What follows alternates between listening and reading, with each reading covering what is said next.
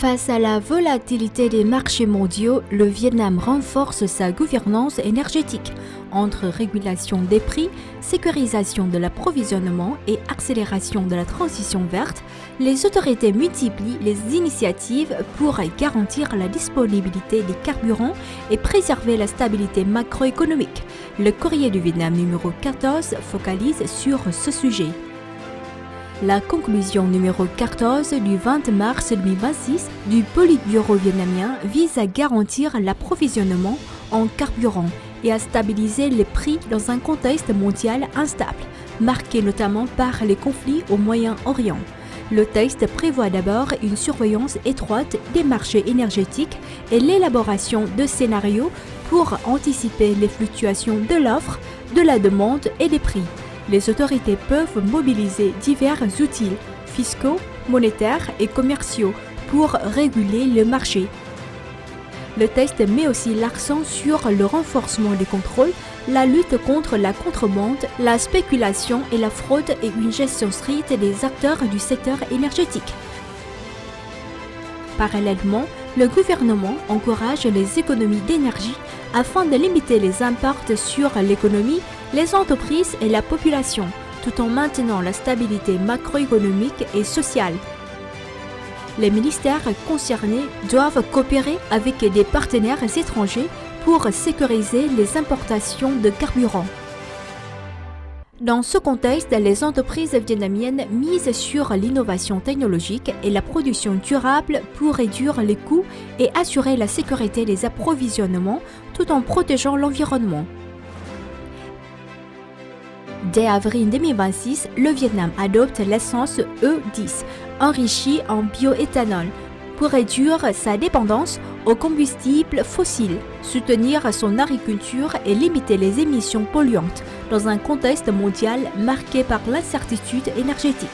Le Vietnam envisage d'accélérer la généralisation de l'essence E10 à l'échelle nationale, devançant le calendrier initial du ministère de l'Industrie et du Commerce qui fixait au 1er juin 2026 l'échéance de cette transition pour substituer progressivement les carburants fossiles.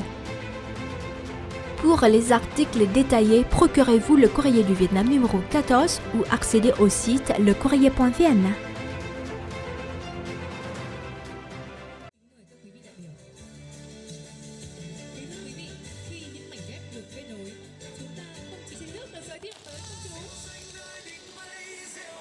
Hanoi, le musée des femmes du Vietnam, en partenariat avec plusieurs institutions, a récemment inauguré l'exposition Semer le vert au sommet des nuages.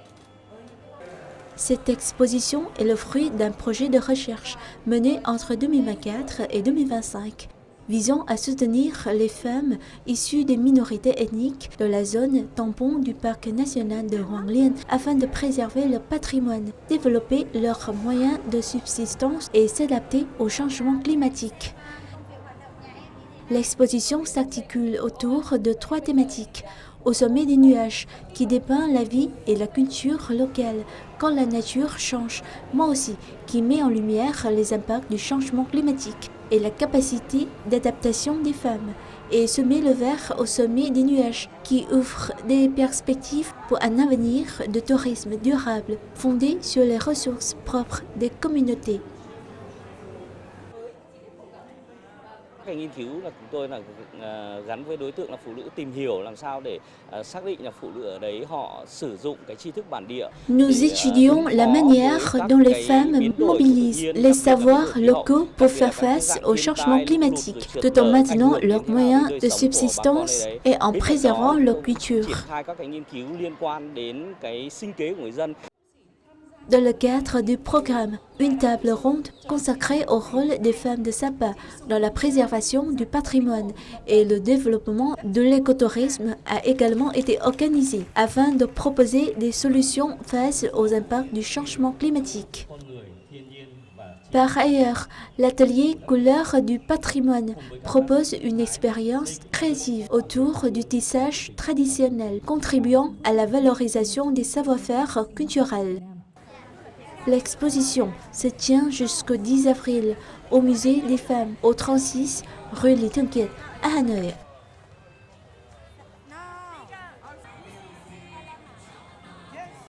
Le 26 mars, le journal Thể thao và Văn hóa Sport et Culture relevant de l'Agence vietnamienne d'information a officiellement lancé la 16e édition du prix Zemen Crayon. La nouveauté de l'édition 2026 est que le prix est rehaussé. Il ne se limite plus à la mise à l'honneur, mais vise à construire un écosystème culturel et artistique destiné aux enfants et à l'ère du numérique. Les œuvres primées seront encouragées à être transformées en produits culturels et à fort rayonnement, en particulier dans les domaines du cinéma et des contenus numériques. Le prix comprend un grand prix intitulé Hiệp sĩ Zemen, Chevalier Crayon, ainsi que les prix Khát vọng Zemen, Aspiration du Crayon. Les œuvres soumises doivent avoir été achevées ou publiées entre le 1er janvier 2025 et le 25 avril 2026. La date limite de dépôt des candidatures est fixée au 25 avril 2026 à minuit. La cérémonie de remise des prix est prévue le 1er juin 2026.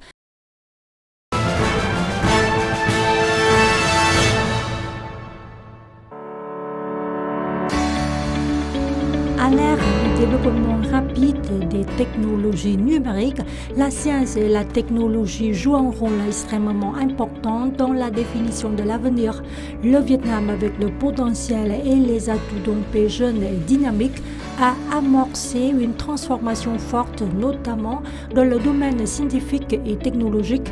Dans ce contexte, la loi sur la science, la technologie et l'innovation, entrée officiellement en vigueur depuis le 1er octobre 2025, est considérée comme un tournant majeur posant des bases solides pour le développement scientifique et technologique tout en stimulant la créativité et l'innovation.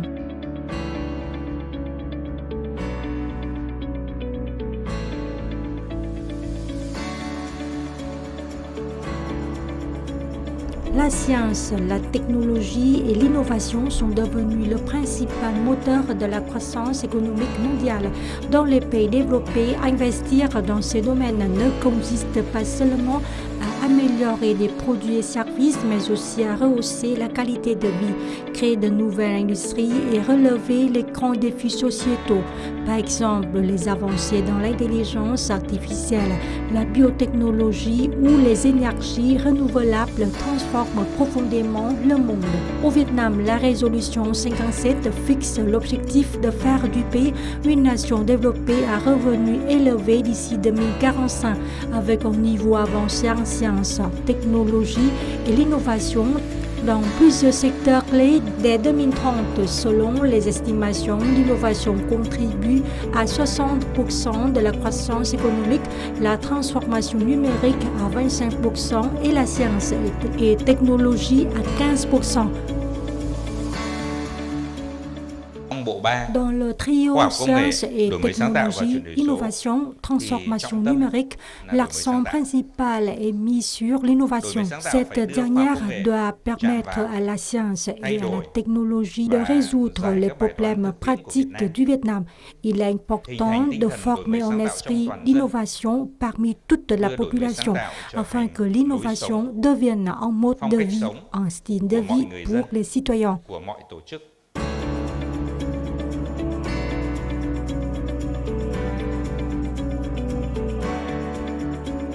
Dans l'objectif de créer un environnement propice à la science et à l'innovation, la loi sur la science, la technologie et l'innovation, entrée officiellement en vigueur depuis le 1er octobre 2025, introduit des changements majeurs. Le premier point notable est un changement de paradigme. Pour la première fois, le concept d'innovation est inscrit dans la loi et placé au même niveau que la science et technologie. Alors que la science et la technologie relèvent principalement des activités spécialisées des scientifiques axées sur la recherche et le développement de nouvelles connaissances. L'innovation est un processus impliquant l'ensemble de la société. La loi reflète également une volonté d'encourager l'investissement et de soutenir la recherche grâce à des mécanismes financiers favorables tels que les fonds d'investissement pour la science et la technologie, le crédit ou encore les programmes de coopération internationale. Par ailleurs, la simplification des procédures administratives rend les processus de recherche et de développement plus transparents et efficaces. Và đặc biệt chúng ta có những luật khoa học công nghệ và đổi mới sáng tạo. Une série d'autres lois a également évolué, telles que la loi sur la gestion des biens publics, la loi sur le revenu des particuliers, la loi sur l'impôt sur le revenu des entreprises. Toutes ces lois visent à simplifier davantage les procédures commerciales, en particulier dans les domaines des technologies numériques. La loi met également l'accent sur la coopération entre instituts de recherche, universités et entreprises. Il s'agit d'un facteur clé pour transformer les connaissances théoriques en applications concrètes, favoriser le développement de produits innovants et renforcer la compétitivité de l'économie.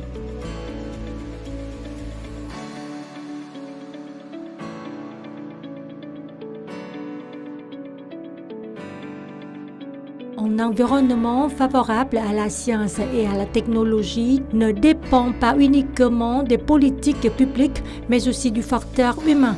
La loi vise à développer des ressources humaines de haute qualité dans ces domaines à travers le soutien à la formation, au développement professionnel des scientifiques, ingénieurs et programmeurs, ainsi que le renforcement des échanges internationaux. Par ailleurs, la création de centres de recherche et d'espaces d'innovation est indispensable. Ces environnements, laboratoires, centres d'innovation, incubateurs de start-up permettront de nourrir de nouvelles idées et d'offrir aux innovateurs un espace pour expérimenter et développer leurs projets.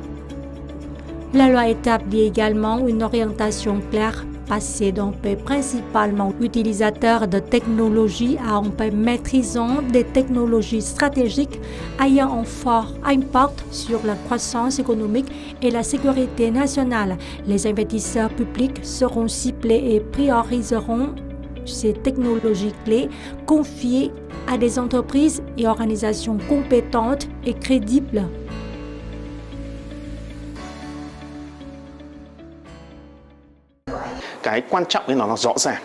Identifier des technologies stratégiques permettra aux entreprises de concentrer leurs ressources sur des produits prioritaires, favorisant ainsi des percées majeures.